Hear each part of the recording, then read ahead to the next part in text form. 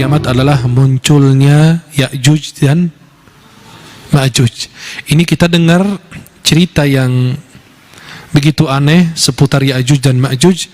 InsyaAllah malam ini kita akan membahasnya berdasarkan Al-Quran dan hadis sahih dari Rasulullah Muhammad sallallahu alaihi wasallam. Yang kita tidak ada dalilnya, kita akan buang. Karena ini berkaitan dengan ghaib. Dan yang ghaib itu perlu dalil. Ya. Nah, maka yang ghaib kita perlu teliti agar benar-benar meyakini bahwa ini disampaikan Rasulullah, disampaikan oleh para ulama, dan ada sebagian kisah yang kita akan sampaikan itu sudah diceritakan oleh ulama dalam kitabnya, dan kitabnya sudah diakui dan mu'tabar. Wallahu a'lam bishawab. Munculnya Ya'juj dan Ma'juj. Ya'juj dan Ma'juj, saya mencari gambarnya belum ada. Maka gambar yang kalian lihat itu sebagian hampir sama atau mirip. Sebagian besar saya cari sendiri, ya. Berjam-jam cari gambar yang tidak menakutkan kalian aja. Banyak gambar-gambar yang aneh dan lain. Tapi insya Allah mudah-mudahan itu mendekati gambaran yang asli pada diri kita. Ya. Ya'juj dan Ma'juj adalah dua kabilah. Ya, dua kabilah itu artinya suku. Kabilah adalah suku atau dua bangsa besar dari keturunan Adam atau cucu daripada Adam. Berarti mereka manusia bukan? Manusia bukan? Halo? Masih hidup nggak? Alhamdulillah. Semoga hidup sampai besok. Sehabis itu wallahu a'lam, ya. Saya tidak tahu juga, bisa antum duluan, ana belakangan, atau ana duluan menyolatkan kalian, bisa juga, ya. Subhanallah. Nah, Ya'juj dan Ma'juj ini adalah manusia. Maka semua gambaran-gambaran yang ada di TV atau di cerita-cerita atau di YouTube itu harus kita hilangkan, karena ini berkaitan dengan apa yang disampaikan Rasulullah, dan nanti insya Allah sampaikan dalilnya satu persatu.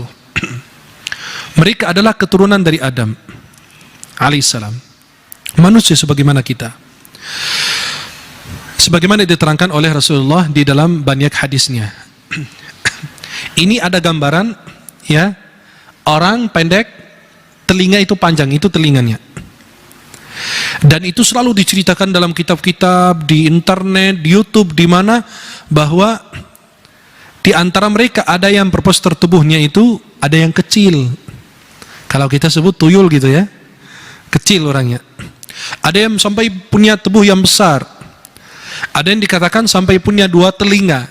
Yang satu jadi kasur, yang satu jadi selimut. Kan enak, benar kan? Nggak perlu belanja di IKEA maupun yang lain, nggak usah. Satu telinga jadi selimut, satu lagi jadi kasur. Nikah juga mudah. Orang istri bawa telinga, bawa kasur sendiri gitu.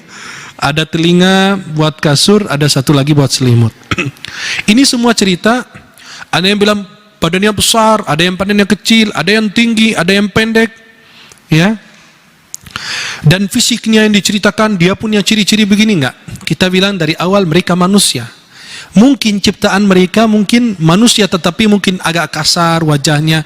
Nanti kita akan jelaskan ciri-cirinya, dan saya ada gambaran orang yang mirip dengan mereka, ya. Bukan gambar karma, bukan Bang Catur.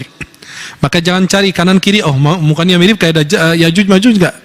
Maka ada gambaran yang diceritakan oleh Nabi dalam hadisnya. Memang manusia saat ini ada sebagian orang mirip dengan apa yang dijelaskan Rasulullah, tapi mereka bukan Ya'juj Ma'juj.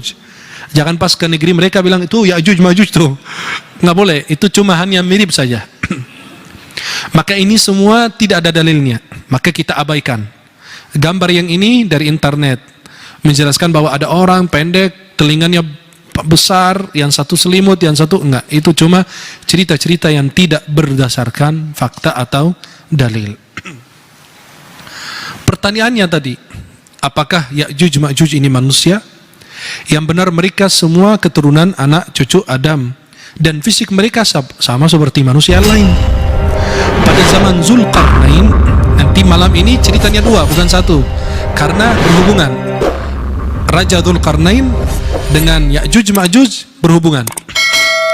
Karena yang menghalangi mereka masuk ke bagi kita ini adalah raja yang disebut Dzulqarnain. Mereka adalah sebuah kaum yang melakukan kerusakan di muka bumi. Oleh karena itu orang-orang yang bertetangga dengan mereka meminta siapa? Raja Dzulqarnain. Ada sebagian dalam buku-buku sejarah bilang Dzulqarnain itu adalah Iskandar Al-Maqduni di Mesir, Iskandaria. Itu salah, karena Iskandar itu kafir. Iskandar Al-Maqduni itu kafir. Kalau Dzulqarnain raja yang saleh, nggak akan bertemu Iskandar Maqduni dan raja Dzulqarnain. Maka Dzulqarnain itu orang yang berbeda dengan Iskandar yang sering kita dengar. Apalagi ada Pak Haji Iskandar, hati-hati ya. Nah, mereka meminta Dzulqarnain agar membuat tembok penghalang ya, yang dapat menghindarkan mereka dari kerusakan yang diperbuat oleh Ya'juj dan Ma'juj di negeri mereka. Dzulqarnain pun melakukannya. Nabi Muhammad SAW telah mengabarkan dalam hadisnya bahwa pada akhir zaman setelah Nabi Isa AS turun ke muka bumi, nah ini tempat turunnya Nabi Isa, ini benar, bukan hoax ya. Apa bacaannya hoax gitu ya? Ini benaran. Nabi Isa akan turun di Menara Putih di Damashq, dekat pasar. Ini di situ Nabi Isa akan turun. Ini benaran ya, gambarnya. Khalas? Ini tempat Nabi Isa akan turun di akhir zaman. Ya'juj dan Ma'juj akan keluar kepada manusia dan menyebar di muka bumi. Mereka menyebar dan mereka itu jalannya cepat. Nggak perlu naik pesawat, nggak perlu naik motor, nggak perlu naik mobil, karena mereka itu jalannya cepat. Nanti akan jelaskan dalam hadis Nabi. Nah, mereka akan menggurung Nabi Isa bersama orang-orang yang beriman karena mereka melakukan kerusakan.